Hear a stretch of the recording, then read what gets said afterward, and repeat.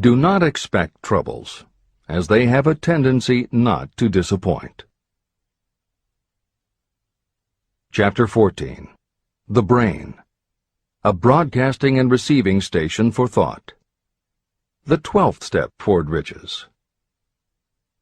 It was while I was working with the late Dr. Alexander Graham Bell and Dr. Elmer R. Gates that I first proposed the idea that every human brain is both a broadcasting and receiving station for the vibration of thought. In some way similar to the principle behind the operation of a radio receiver, every human brain is capable of picking up vibrations of thought that are being released by other brains. These are received as hunches and flashes of intuition. As was explained in previous chapters, it is your creative imagination that is the receiving set of your brain, which receives thoughts from your subconscious and, under certain circumstances, receives thoughts released by the brains of others. Your creative imagination is the interconnection between your conscious or reasoning mind and the four sources from which you receive thought stimuli. 1. Consciously from other people. 2. Your subconscious. 3. Subconsciously from other people. And 4. Infinite intelligence. When stimulated or stepped up to a high rate of vibration, the mind becomes more receptive to thoughts that reach it from outside sources. This stepping up process takes place through either the positive emotions or the negative emotions. Through the emotions, the vibrations of thought may be increased. The brain that has been stimulated by emotions functions at a much more rapid rate than it does when that emotion is quieted or absent. The result is the increase of thought to such a pitch that the creative imagination becomes highly receptive to ideas. On the other hand, when the brain is functioning at a rapid rate, it also gives to your own thoughts the emotional feeling that is essential before those thoughts will be picked up and acted upon by your subconscious mind. The subconscious mind is the sending station of the brain, through which vibrations of thought are broadcast. Autosuggestion is the medium by which you may put into operation your sending station. The creative imagination is the receiving set through which the energies of thought are picked up. Editor's comments. The following combines the above concept with the related materials from previous chapters to provide a step-by-step recap of Napoleon Hill's view of the process. 1. The brain is simultaneously both a broadcaster and a receiver. 2. Emotion affects both your ability to send and your ability to receive. When under the effect of strong emotion, the more powerfully you can send thoughts. When under the effect of strong emotion, the more receptive you are to receiving thoughts. 3. When you send thoughts, to where do you send them? You send them to your subconscious by using autosuggestion. 4. When you receive thoughts, where do they come from? They come from your subconscious and you receive them through your creative imagination. 5. Your subconscious mind has two aspects. Your subconscious is a storehouse of information, as explained in the previous chapter. Your subconscious is your connection to infinite intelligence. 6. Infinite intelligence is the medium through which you receive thoughts from other brains. Infinite intelligence is Hill's term for describing the following basic law of physics. Because everything in the universe is made of time, space, energy, or matter, and because matter is just energy in a different form, then everything is actually different parts of the same thing. This means that your subconscious mind, energy, has a common base with every other subconscious mind, energy. 7. Thoughts from other brains come to you as follows. When you are under the effect of a strong emotion and your receiver is especially receptive, sometimes its pull is so strong that it attracts a thought from the subconscious mind of another brain. It is able to do this because infinite intelligence interconnects your subconscious with the subconscious of the other brain. 8. These thoughts from other brains are what we refer to as intuition hunches, déjà vu, and foreknowledge. Although Hill's explanation depends on the action of an intangible force that cannot be isolated and dissected in a laboratory, neither medical science nor psychology can offer a better explanation for those thoughts that depend on knowledge or information that we do not have. This is the end of the editor's comments. The greatest forces are intangible. In the past, we've depended too much on our physical senses and have limited our knowledge to physical things that we could see, touch, weigh, and measure. I believe we have entered the most marvelous of all ages, an age that will teach us more about the intangible forces of the world about us. Perhaps we shall learn that there is an other self that is more powerful than the physical self we see when we look in a mirror. Many people do not take seriously such intangibles, the things that they cannot perceive through any of their five senses. However, to belittle the idea of forces that are intangible or cannot be explained is to ignore the fact that all of us, every day, are controlled by forces that are unseen and intangible. The whole of mankind has not the power to cope with, nor to control the intangible force wrapped up in the rolling waves of the oceans. We still do not fully understand the intangible force of gravity, which keeps this little Earth suspended in space and keeps us from falling from it, much less have the power to control that force. We are entirely subservient to the intangible force that comes with a thunderstorm, and we are just as helpless in the presence of the intangible force of electricity. We do not understand the intangible force and intelligence wrapped up in the soil of the earth, the force that provides us with every morsel of food we eat, every article of clothing we wear, and every dollar we carry in our pockets. Last but not least, with all of our culture and education, we still understand little or nothing of the greatest of all the intangibles, thought. However, we have begun to learn a good deal about the intricate workings of the physical brain, and the results are stunning. We know that the central switchboard of the human brain, the number of lines that connect the brain cells to each other, is written as the figure 1, followed by 15 million zeros.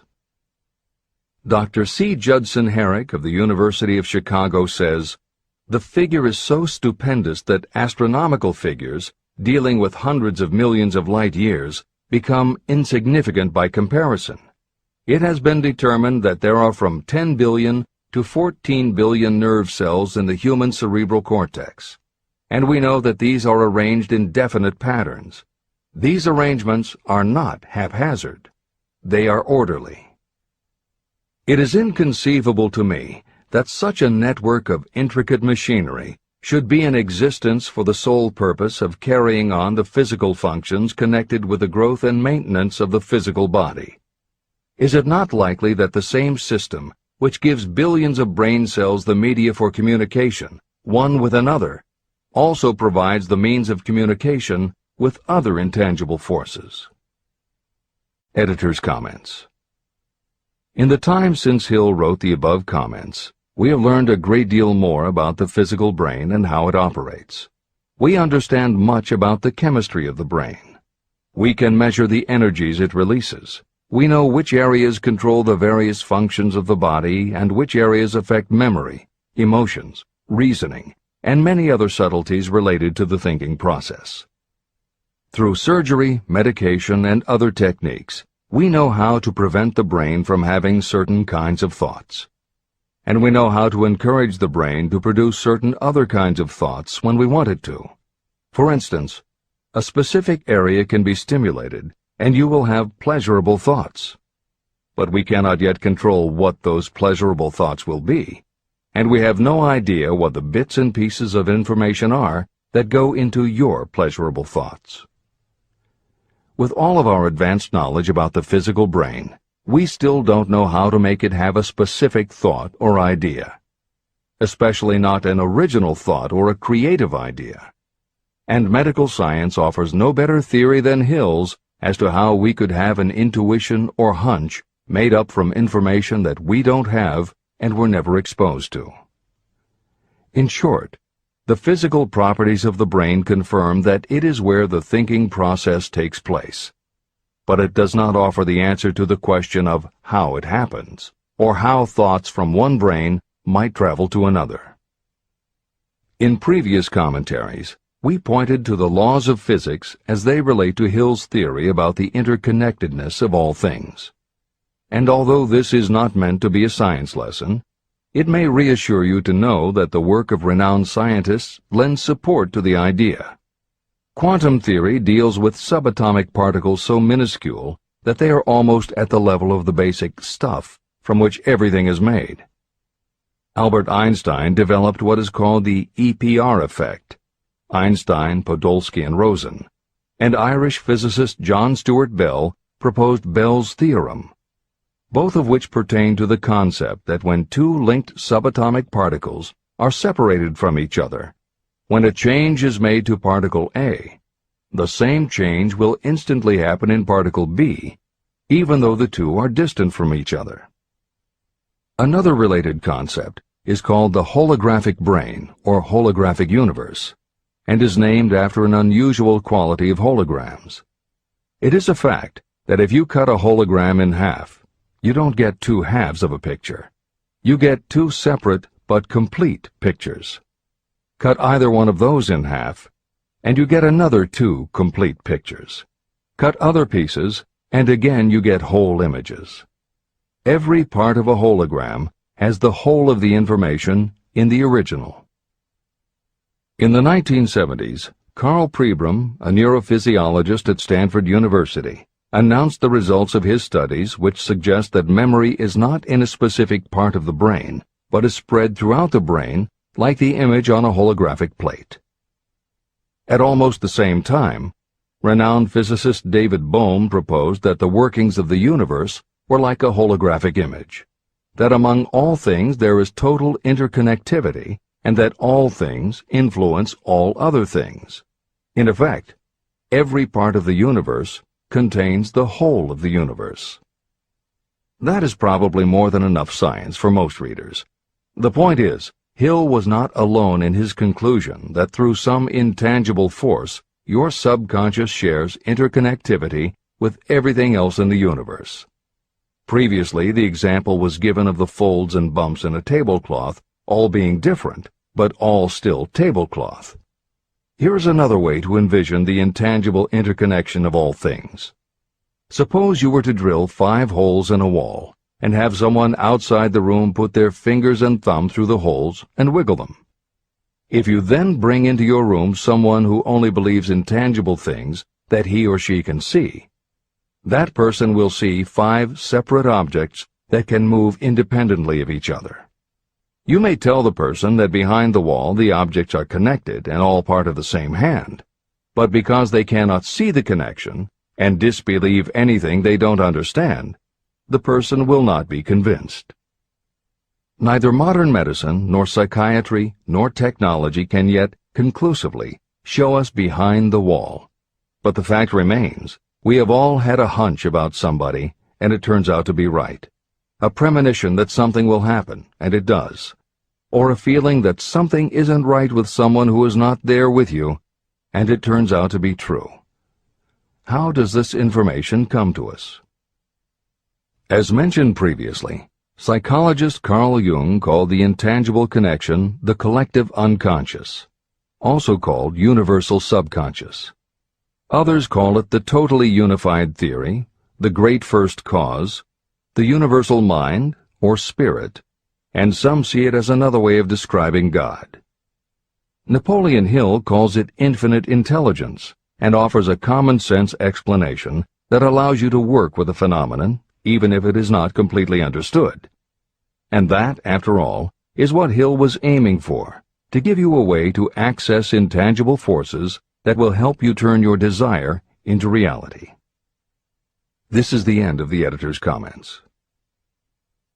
After this book had been written, just before the manuscript went to the publisher, the New York Times published an editorial showing that at least one great university and one intelligent investigator in the field of mental phenomena are carrying on an organized research through which conclusions have been reached that parallel many of those described in this and the following chapter. The editorial briefly analyzed the work carried on by Dr. J.B. Rhine and his associates at Duke University. From the New York Times. What is telepathy? A month ago, we cited on this page some of the remarkable results achieved by Professor Rhine and his associates in Duke University from more than 100,000 tests to determine the existence of telepathy and clairvoyance. These results were summarized in the first two articles in Harper's Magazine. In the second, which has now appeared, the author, E.H. Wright, attempts to summarize what has been learned, or what it seems reasonable to infer, regarding the exact nature of these extrasensory modes of perception. The actual existence of telepathy and clairvoyance now seems to some scientists enormously probable as the result of Rhine's experiments. Various percipients were asked to name as many cards in a special pack as they could without looking at them and without other sensory access to them. About a score of men and women were discovered who could regularly name so many of the cards correctly that there was not one chance in many a million of their having done their feats by luck or accident. But how did they do them? These powers, assuming that they exist, do not seem to be sensory. There is no known organ for them. The experiments work just as well at distances of several hundred miles as they did in the same room. These facts also dispose, in Mr. Wright's opinion, of the attempt to explain telepathy or clairvoyance through any physical theory of radiation. All known forms of radiant energy decline inversely as the square of the distance traversed. Telepathy and clairvoyance do not. But they do vary through physical cause, as our other mental powers do. Contrary to widespread opinion, they do not improve when the percipient is asleep or half asleep, but on the contrary, when he is most wide awake and alert. Rhine discovered that a narcotic will invariably lower a percipient score, while a stimulant will always send it higher. The most reliable performer apparently cannot make a good score unless he tries to do his best. One conclusion that Wright draws with some confidence is that telepathy and clairvoyance are really one and the same gift. That is, the faculty that sees a card face down on a table seems to be exactly the same one that reads a thought residing only in another mind. There are several grounds for believing this. So far, the two gifts have been found in every person who has either of them. If you have the abilities, both seem to be of equal strength. Screens, walls, distances have no effect at all on either. Wright expresses his hunch that other extrasensory experiences, such as prophetic dreams, premonitions of disaster, and the like, may also prove to be part of the same faculty. The reader is not asked to accept any of these conclusions, but the evidence that Rhine has piled up must remain impressive. In 1927, Dr. J.B. Rhine and his wife, Dr. Louisa E. Rhine, joined Professor William McDougall, chairman of the psychology department at Duke University, to create a lab that would apply strict scientific procedures to the study of psychic phenomena. They developed scientific methodologies and procedures to study, identify, and test individuals who demonstrated unusual abilities. It was Dr. Rhine who coined the term extrasensory perception, ESP, and he adopted the word parapsychology to describe their studies. It is fair to say that the research done at the Rhine Lab is some of the most advanced work on the entire subject. In 1962, they created the Foundation for Research into the Nature of Man in order to continue their studies independent of the university and to publish related works. In 1995, the name was changed to the Rhine Research Institute. This is the end of the editor's comments. How to join minds in teamwork. In view of Dr. Rhine's findings about the conditions under which the mind responds to what he terms extrasensory modes of perception, I would like to add my own observations. My associates and I have discovered what we believe to be the ideal conditions under which the mind can be stimulated so that this sixth sense can be made to function in a practical way. To begin with, I should explain that there is a close working alliance between myself and 2 members of my staff. Through experimentation and practice, we have discovered how to stimulate our minds so that we can, by a process of blending our 3 minds into one, find the solution to a great variety of problems that are submitted by my clients. The procedure is very simple. We sit down at a conference table, clearly state the nature of the problem we have under consideration, then begin discussing it. Each contributes whatever thoughts may occur by applying the principle used in connection with the invisible counselors described in the next chapter. The strange thing about this method of mind stimulation is that it places each participant in communication with unknown sources of knowledge definitely outside their own experience. If you understand the principle described in the chapter on the mastermind, you of course recognize the round table as being a practical application of the mastermind. This method of mind stimulation, through the discussion of definite subjects between 3 people, illustrates the simplest and most practical use of the mastermind. When you tap into the power of your mastermind group, you will find that the more you work together, the more each member will learn to anticipate the ideas of others and to connect immediately with their intense enthusiasm and inspiration.